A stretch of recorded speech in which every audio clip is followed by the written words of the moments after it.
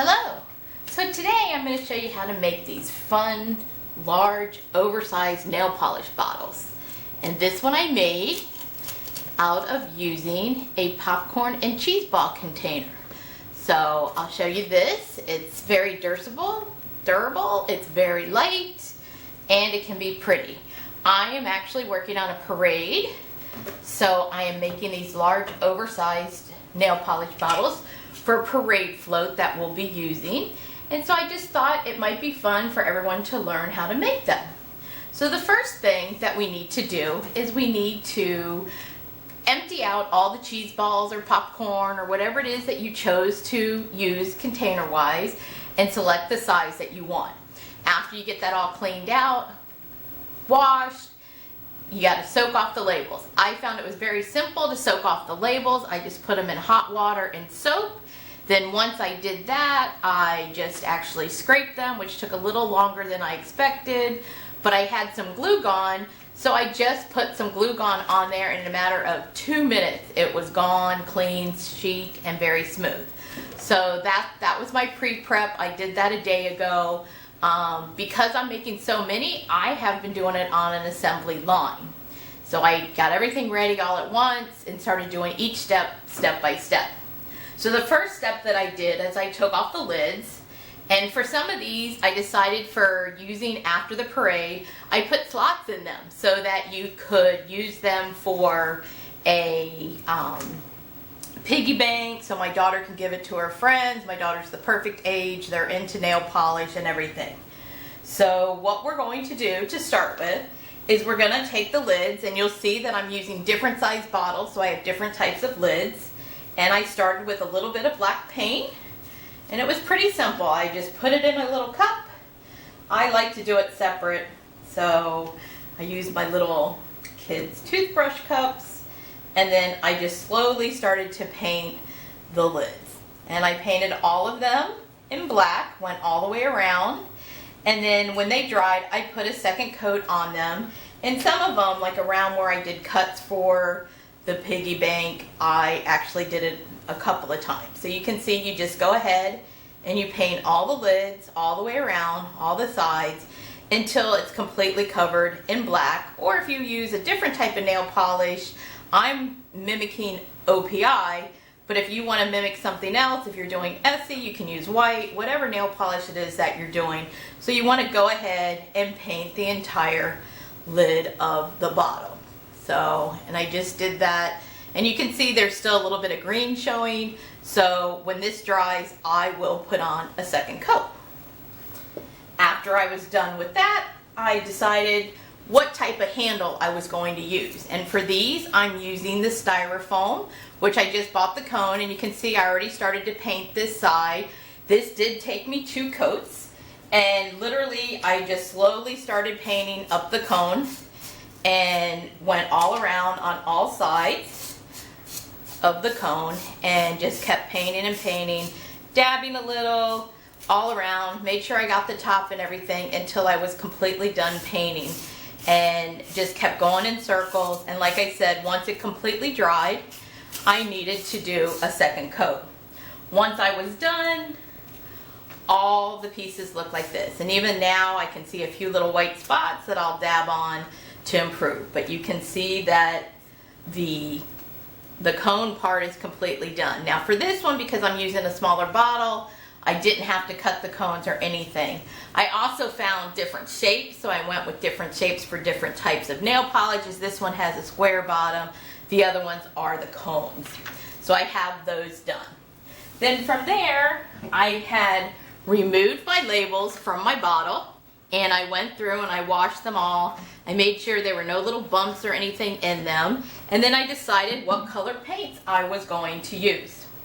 And so the first color that I'm going to start with today is this purple shade, just because I'm trying to do a variety for the parade float. And I literally just poured the paint into the bottle, and I just started to let it soak all the way around. You can, if you want, you can paint the paint in there.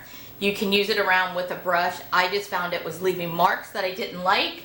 I like this smooth look, so it almost looks like the bottle is full and not just partially painted. I really wanted it to look like there was paint or nail polish inside the bottles. Now I'm painting on the inside of the bottles because mine are going to be used as display. But if you wanted to use this as a gift box or a keepsake box for maybe a girl's room or something like that, you could always spray paint the outside as an option, and I would use the acrylic paint with the shine on it.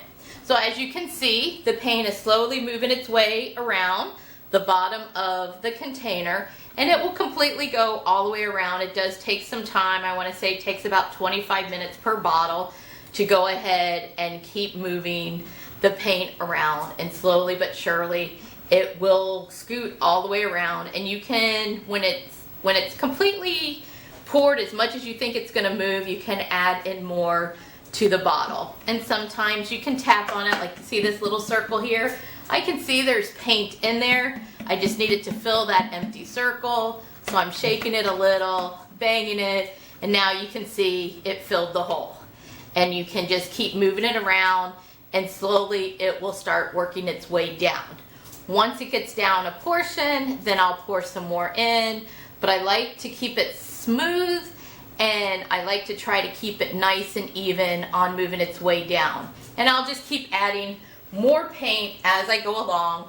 I just stick my hand in here and I pour it in a straight motion, and then I slowly start to turn, and the paint will sooner or later move its way all the way around the bottle.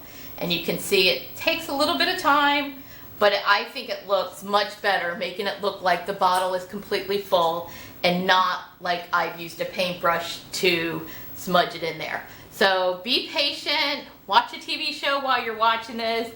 I know it's about as much fun as watching paint dry, but in the long run it will give you a really good effect. So it makes it nicer. So now let's pretend it's been about 30 minutes or so, and I've actually poured this one and started it earlier just to try to speed up the time. And as you can see, I held it upside down and the paint dripped down. This one is now pretty dry, so I'm going to grab the rest of the paint that I have for it and just continue to work my way into completing it. And I'm going to put it at the longest point that I have that's blank and just start again, and slowly but surely turn it until it goes all the way around. And it just will keep filling up and filling up until it's completely full. Once it's completely full, you'll see the inside of the bottle. You can see where it's stripped down. You can see all that. You can see the inside of the bottle. You can see the outside of the bottle. But overall, it looks like it's a very full bottle. And this part, I didn't really care much about the rim, so I just took my finger and smoothed out the paint that was there. So now this is the one that I'm using to make as a piggy bank. And as you can see, I can see there's a little bit of purple paint or black paint came off. So I'm going to touch this up real quick before I go on. And I just don't want there to be any purple marks showing. I want it to be the sleek black. So now that this is the one, as I said, I cut as a piggy bank, you just slide this on and pop it right back on. And now it looks more like a complete nail polish bottle. And so it looks good. Now for this one, because it is the bigger one, I have chosen to use the big holder that I have that's flat on the bottom, very similar to the red one. And so I went ahead and painted it. You can see there are a few little marks left, but I can touch that up when I'm all done. So I take my Gorilla Glue, which I just love. No endorsement, just I like it.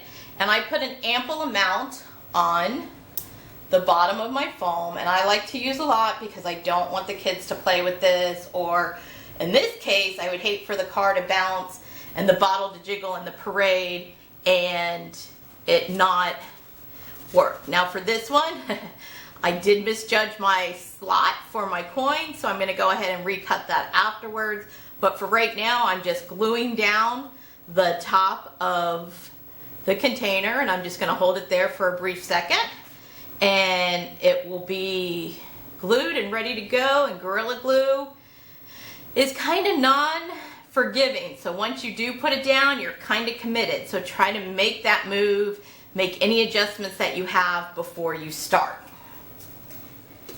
Then for me, I found this cool paper at Joann's, and it's called Silhouette, and you can run it through your printer and you can actually print something on here. So for this bottle, I went online and I pulled a copy of the OPI logo because that was the bottle I was mimicking, and I printed it out on this plastic, which is actually self-adhesive, and then you just pull off the backing and you attach it to the bottle. Because of the parade, I'm doing it obviously for Tipsy Nails or Nail Salon Bar, and so I'm going to use their logo on the bottles this time instead of using the actual OPI logo.